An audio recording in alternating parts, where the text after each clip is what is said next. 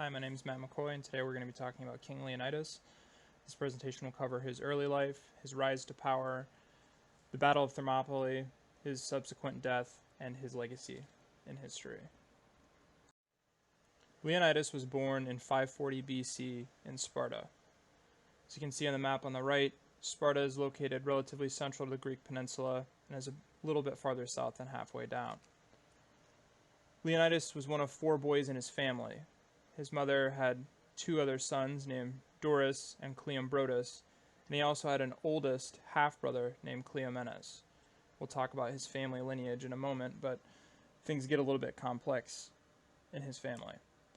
Because he was not initially chosen as an heir to the crown like his oldest brother Cleomenes, Leonidas was sent to military training like any other Spartan youth.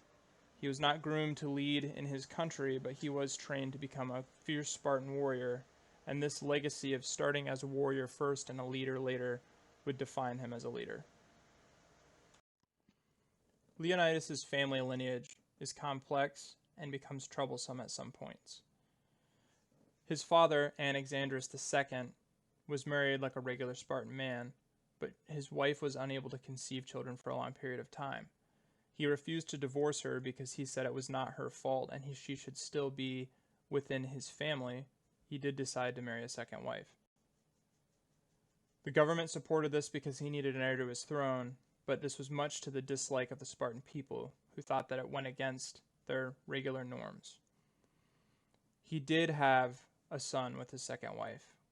He would become the rightful heir to the throne and would be known as Cleomenes.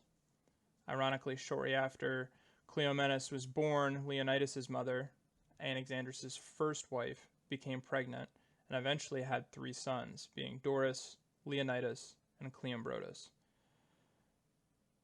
This many sons under one man in the position of king of Sparta became troublesome later, and things would become more complex as time went on. Because Leonidas was not a direct heir to the throne like his older brother Cleombrotus, he was given regular Spartan military training. Spartan boys generally started their training between the ages of 7 and 12 years old. They would leave their families and basically go to training barracks where they would live solely to learn how to be soldiers. These boys would train between 7 and 18 years old on a variety of topics such as weapons training, which focused on the shield and spear, combatives, and physical fitness. These young men would have to learn how to form a phalanx and fight shoulder to shoulder with each other in fierce battles, and were toughened up the entire time that they were trained.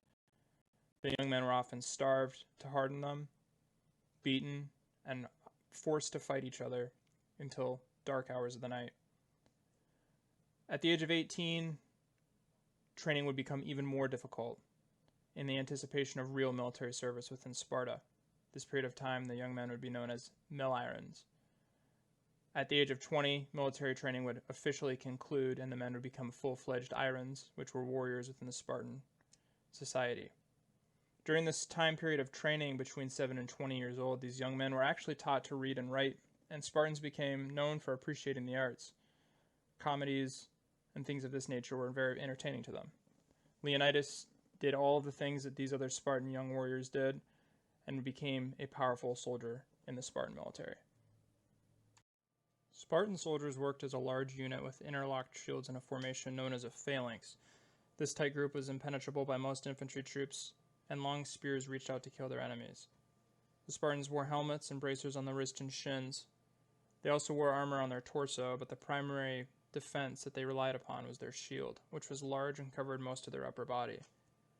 The spear was the primary weapon, followed by the sword if needed. All soldiers in the Spartan military were uniform in both equipment and tactics. Leonidas' life in his early age, especially in his 20s, reflected that of many other soldiers common to Sparta, until things changed.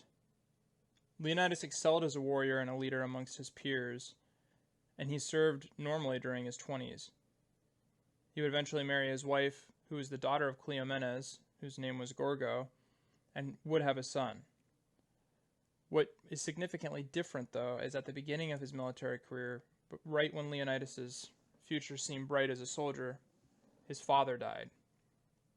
This meant that his brother Cleomenes I would take throne.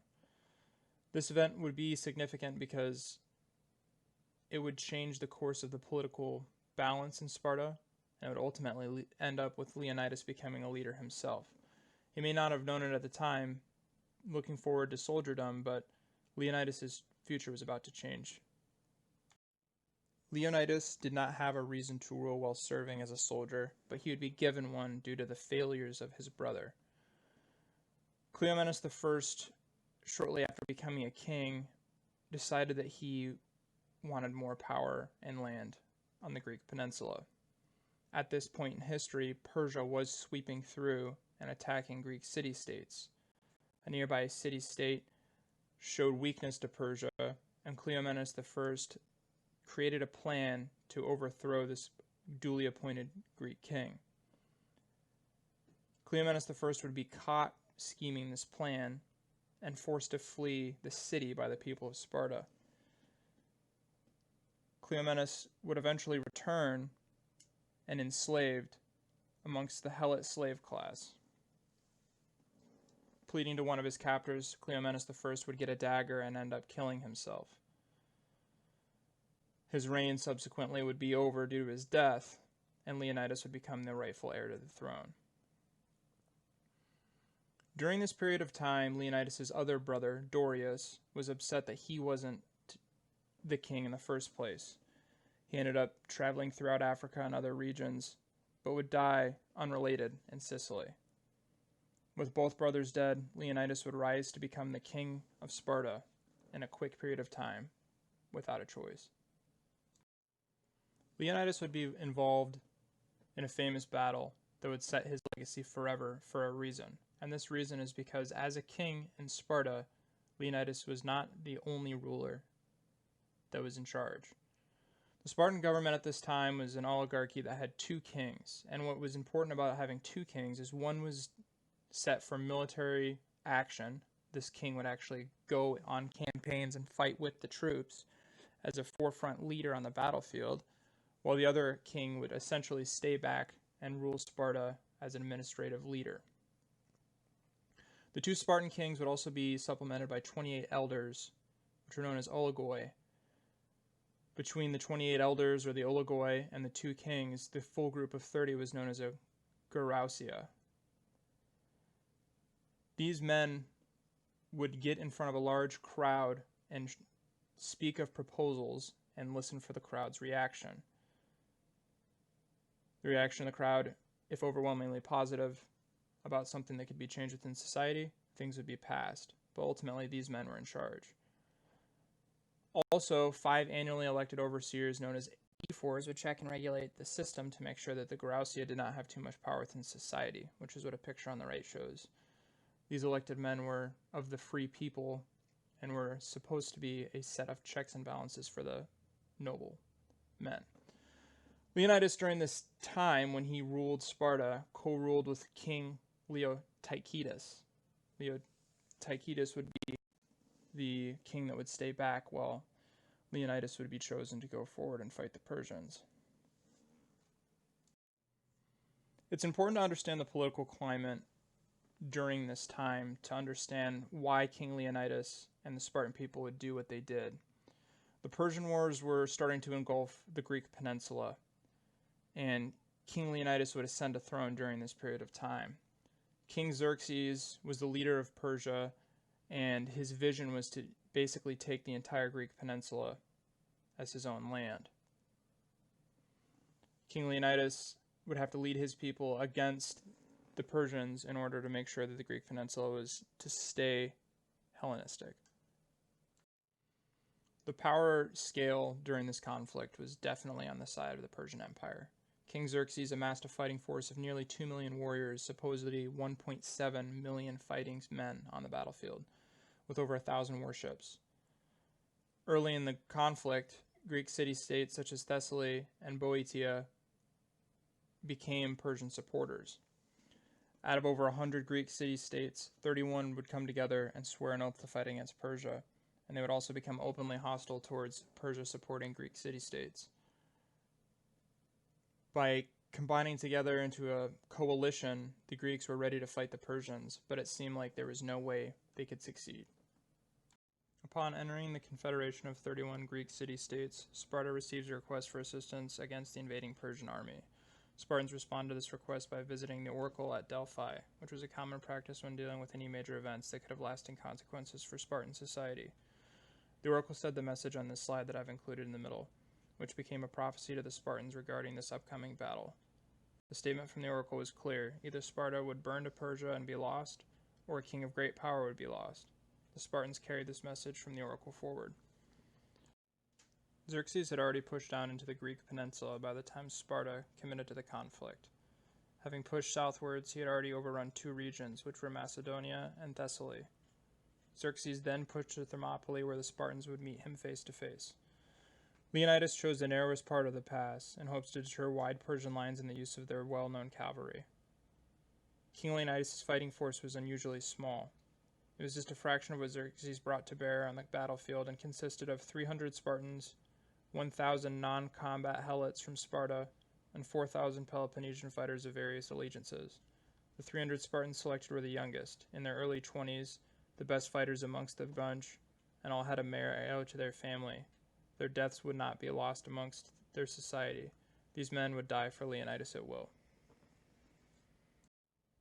Leonidas was aware that his force was too small to defeat Xerxes' army at any actual capacity on the battlefield. He theorized if he did enough damage and stalled Xerxes long enough, he might tire and leave the Greek peninsula alone.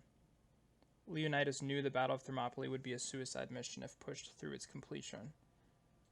Set up in the pass in defensive fighting positions, the Spartan force was ready for combat. Xerxes started the battle with waves of Medes, which were lightly armored fighters that fell, line after line, to the Spartan defenses. Xerxes became annoyed and dispatched his elite warriors following the loss of his Medes, which he referred to as the Immortals. After waves and waves of enemies, the Spartan fighting force stood amongst piles of dead Persians. The trail up to the Hot Gates, where the Spartans fought, supposedly had up to 20,000 dead strewn amongst it. The Spartans would ultimately be betrayed, and this betrayal would cause the loss of the Battle of Thermopylae. A man from a neighboring city, Ephialtes, whether it was for power or wealth is unknown, went to Xerxes and identified a mountain route that went around the Spartan forces. Ephialtes had traveled this route many times in the past and knew the area well. During the second night, Ephialtes led a Persian general and his force of immortal soldiers around the Spartan forces high in the mountains, allowing the Persians to pinch the Spartan forces in the rock pass at Thermopylae, which would ultimately cause their destruction and loss of the battle. When Leonidas woke on the 3rd morning of the Battle of Thermopylae, he realized that his forces had somehow been surrounded. Knowing the prophecy was to be true and him and his men would be killed on the battlefield, he ordered his friendly non-Spartan soldiers to leave the battle. All non-Spartans left except a small group of Thespians who wanted to stay with the Spartans throughout the entire battle. The Persians would be able to break Spartan lines with their pinch on the Hot Gates. The Spartan soldiers would eventually all be killed, including Leonidas, in this battle. King Leonidas was said to have fought tooth and nail and died a warrior's death.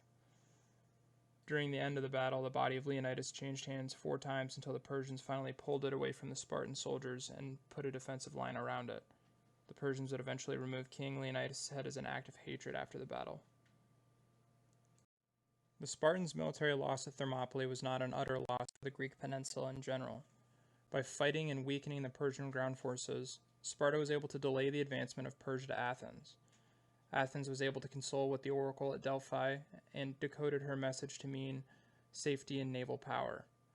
They were to use their ships to escape and eventually defeat the Persian military. Athens would still eventually be invaded and burned to the ground, but Athenians would shortly after defeat Persia in a major naval battle at the Bay of Salamis, which is pictured on this slide. This would temporarily free the Greek world from Persia's grasp, and was able to be done because of the conflict that the Spartans fought at the Battle of Thermopylae. King Leonidas is easily one of the most famous and archetypal Spartans known today. By exemplifying his nation's values, fighting an impossible battle, and showing the might of Sparta, he is remembered. King Leonidas is featured in graphic novels, video games, and movies even to this day. The modern portrayal of a warrior that lived 1,500 years ago is a testament to his prowess as a leader and Spartan figurehead.